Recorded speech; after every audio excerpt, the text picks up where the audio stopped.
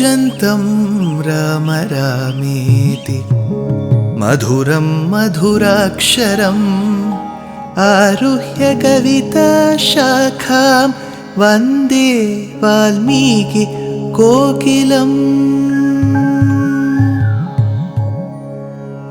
रामाय रामभद्राय रामचन्द्राय वेधसे रघुनाथाय नाथाय सीताया पतये नमः।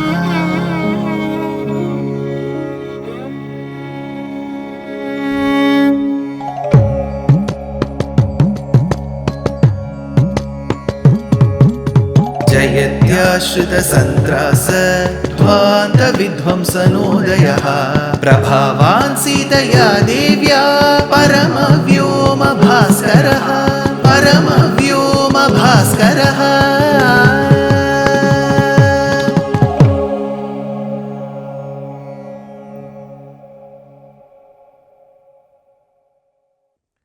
श्रीमते निगमान्त महादेशिकाय नमः। The battlefield. Single-handedly standing Rama. Well, he could have received the assistance of another great warrior called Lakshmana. But you know what Rama does? Upon understanding from Lakshmana that there is a huge pile of dust that is coming, that indicates that a huge army is marching to avenge the humiliation meted to Shurpanakha, he says, Lakshmana, take Sita into the cave. There is a cave atop the hill. Take her there. From that hill, from that cave, both you and Sita can watch what is happening on the battlefield. Lakshmana says, my dear brother Rama, it is better that I also join you. Rama says, no. Both of you stay at the top and watch how the yuddham is going to happen. I can manage. Lakshmana did have an opportunity to argue with Rama. He says, Mata Sita, both of us will go atop the hill into the cave. From the opening of the cave, we can see what is happening on the battlefield. Sita was very worried. Lakshmana too was, but he couldn't show because it was his brother's order.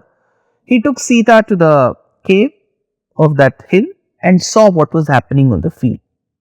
On the other hand, the rishis who at the start had sought asylum in Rama and had asked him to get rid of the demons were equally worried, because on one side was standing Rama single-handedly adhering to every rule of the warfare, having weapons that were very civilized, that needed a certain art and education to have a grahanam of that particular knowledge, and on the other side were well-built Rakshasas, not one or two but 14,000 in number, not carrying civilized weapons, carrying cruel weapons.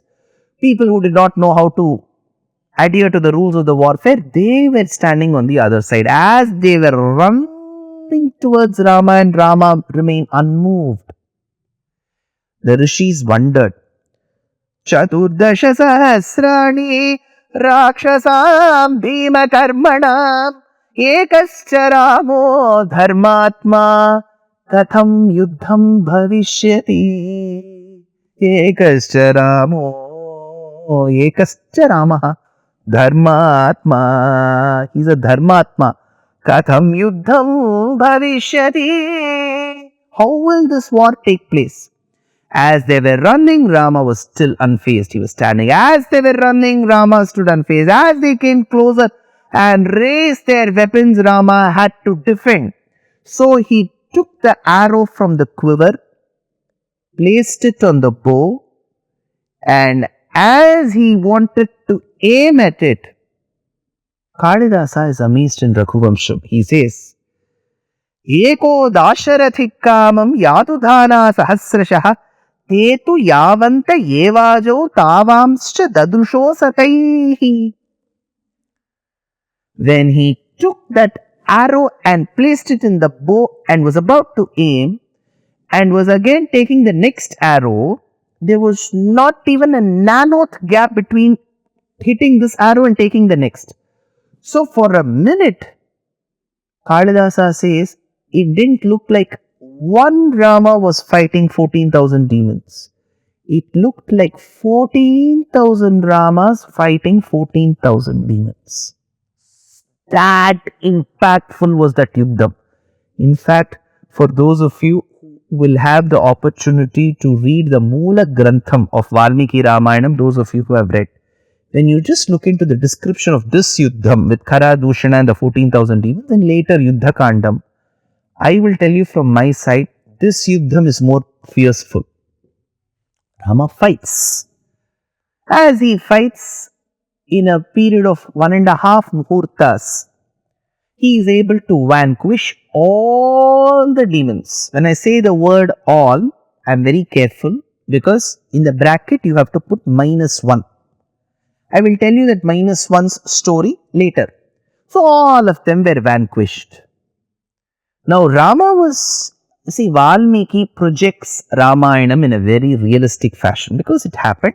As it happened, he projects. Any person who fights the opposite demon or any person will also be equally hurt. Though Rama was able to successfully vanquish the 14,000 demons, he too had to take certain wounds on him. So his body had many wounds and blood was gushing out of those wounds. So he was equally damaged. He had to bear the brunt of that Yuddham. So it is not like one of the modern dramas where the hero remains clean, shaven even after a Yuddham. This is a realistic Yuddham. Now Rama turns to Sita. He has been fighting the demons. He was able to vanquish the demons. He now looks at Sita. Sita is at the opening of the cave in the mountain to check what is the outcome of the Yuddham. Lakshmana too is eager with Sita. The moment they see Rama turn after having vanquished, comes a gem of a shlokam. Tam drishtva shatru antaram maharshinam sukhavaham babhuva srishta vaidehi bhartaram parishasvaje.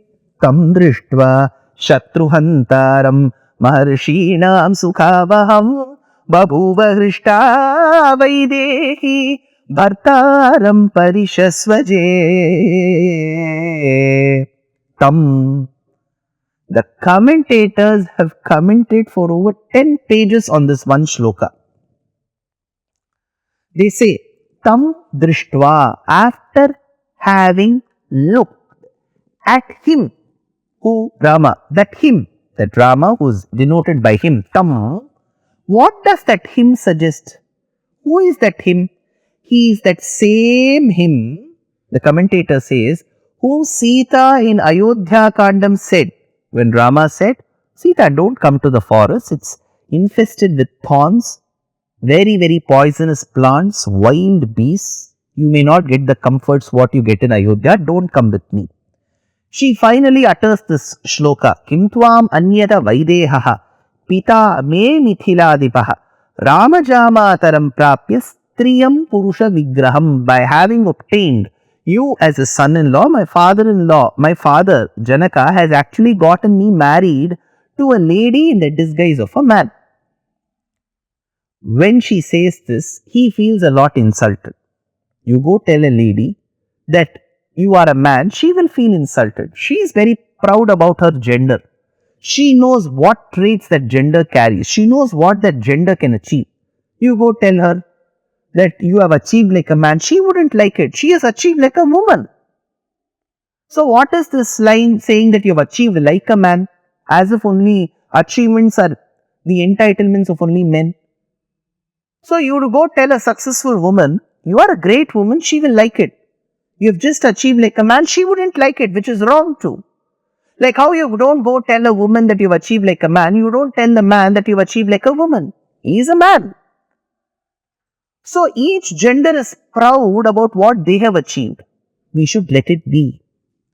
But Sita doesn't say that. She says, Triyam Purusha Vigraham. By having obtained you as his son-in-law, he has actually obtained a lady in the disguise of a man. This has been haunting in the mind of Rama for quite some time. Even if 13 years have passed, ruled, this still hurts him.